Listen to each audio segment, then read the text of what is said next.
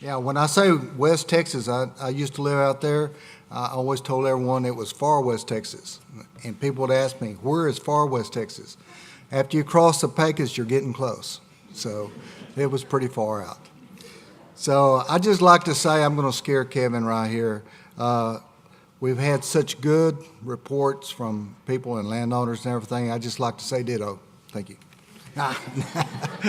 No, David, you brought up some excellent points, and one of the things that we find, we don't all speak the same language, and so oftentimes I'm out working on some of these programs that we're working with different stakeholders. A lot of y'all are in the room, and we have sometimes problems getting access to private lands, and so I'm just going to put this out there.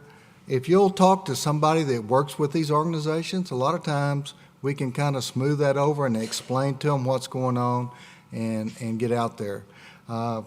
For you new biologists, I'd just like to tell you one thing, and I hope y'all remember this.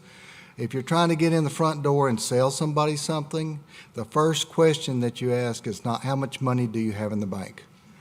So with a rancher, you don't ask, how many cows do you have?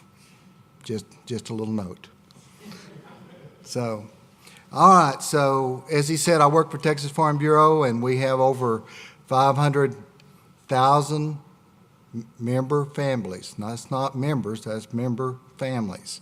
So that's a lot of people here in Texas. A lot of them are landowners, not all of them. Kevin asked me earlier how diverse our group is. It's very diverse. So we have program crop guys, we have livestock raisers, we have CAFO people, confined feeding operations, whether they're chicken or beef or turkeys, we have those. We have honeybee guys. We have small farmers and ranchers. So I get those calls when people are having issues with our policy, and our members set our policy. They set it once a year. So we have a policy book that discusses all of that. I'm giving you a little of that background information because a lot of our members don't understand that, and they're mad when we do something, and I get chewed out from both sides, so I know I'm doing the right thing. Many times those people all think they're my boss, and they are in one regard because they do set the policy. So I'd like to say that they have different views across the board in Farm Bureau. So if we did not have a set policy, and David Langford, he knows this, as well as many of you that I worked with over the years, we pretty much have to go by that book. That's our Bible for the year once we set a policy, and it's up for change every year. But it makes us a more solid organization that we don't flip or flop very, very fast. We kind of move like a caterpillar. So I'd like to say this, after all of us have been here, and this is kind of getting to the end of all of this, it's been very, very interesting how many different parts there are to the monarch movement. And so it's like touching that elephant. We find there's lots of different parts.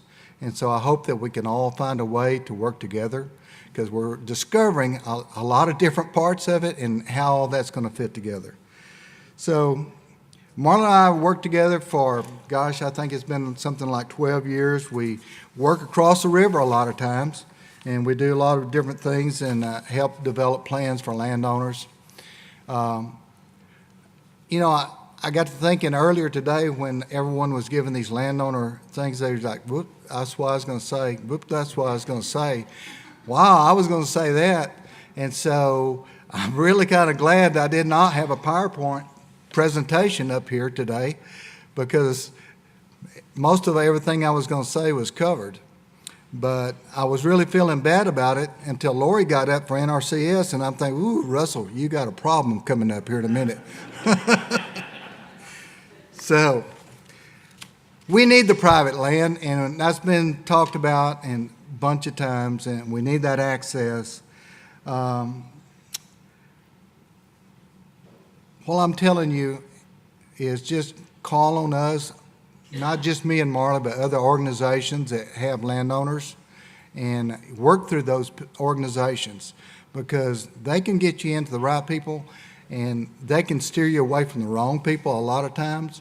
I know I was instrumental in getting some biologists on a property on another species that we're having an issue with, trying to get data on.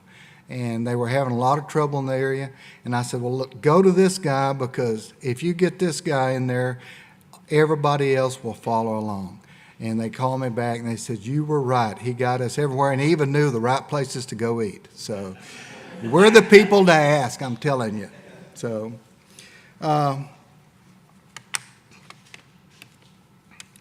we are the buffers of trust, and so depend on us. And I'll tell you, a lot of our role is educating our landowners.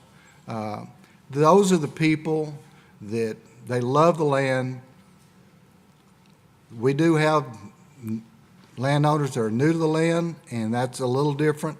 But the people that have fought and paid their taxes and done everything they could, they had to make that land pay and make them a living. And so another bad way to come up to them is tell them, I know what you need to do with your land, because they have bought and paid for that. And so that's not a good start. And like I say, we'll all learn to communicate a little better, and I'm going to turn it over to Marla. Thank you.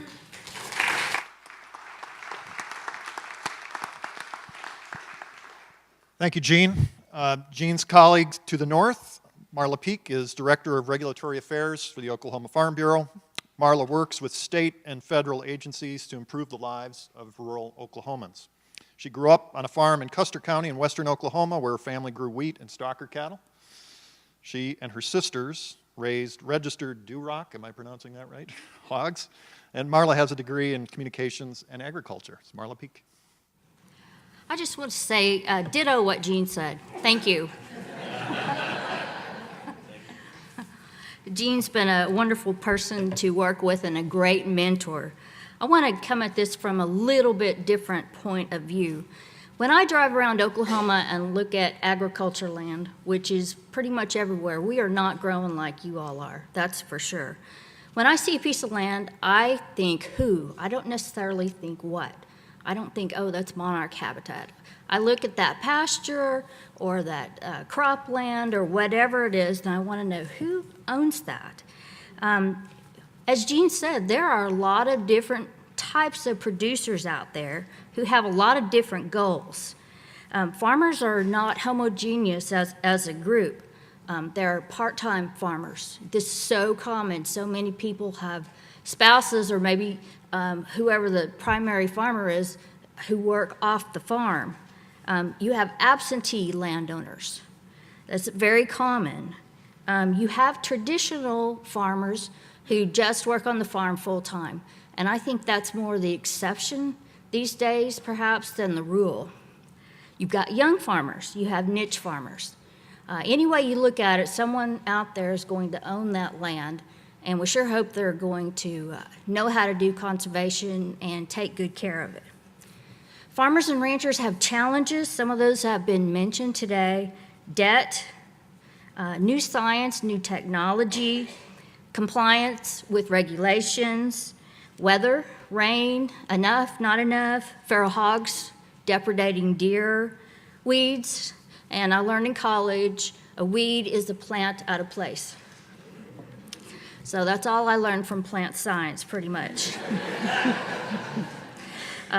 Insects and pests, taxes, wildfires, trespassers, and equipment theft. Those are just a few of the challenges.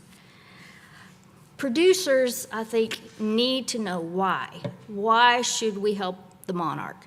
I think you all maybe assume that you already have a reason why it should be done, but I think farmers and ranchers are going to need to know the why, and I think that will be very helpful.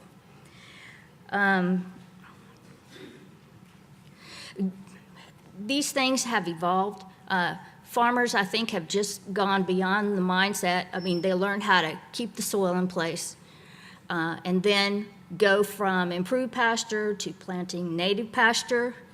So this business of leaving weeds and flowers in their pastures, I think is going to be new. It's going to take some time for them to get used to. Some farmers and ranchers will do this because they want to do it when they conserve or add habitat. Some will take advantage of cost share. Part of it, I think, will be them leaving milkweeds and nectar plants in the field once they have recognized them. They may already be there. Farmers and ranchers love their land and they love nature. Ray Morantz tells us, the Oklahoma group, that we already have a lot of habitat out there. So I'm looking forward to when we get the census of what kind of habitat we already have in Oklahoma. As Jean mentioned, Farm Bureau is a trade association. There's a Farm Bureau in every state. We all talk with each other. We work with the other ag groups. We work with other trade associations, oil and gas, whatever it is. We work with state and federal agencies.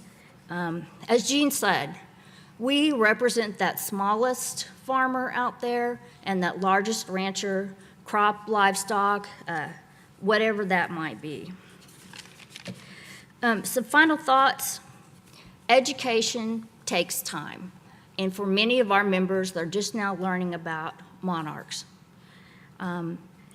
They're going to need to have some buy-in to work on conservation efforts. For them, they're going to be learning something new, which is not unusual because they always have to learn new science and new technology, but they're going to have to learn something about monarchs, which they didn't already know. I wanted to just leave you with a little bit of a challenge. Jean and I have had to learn a lot of stuff that we probably didn't learn in college. I know I didn't.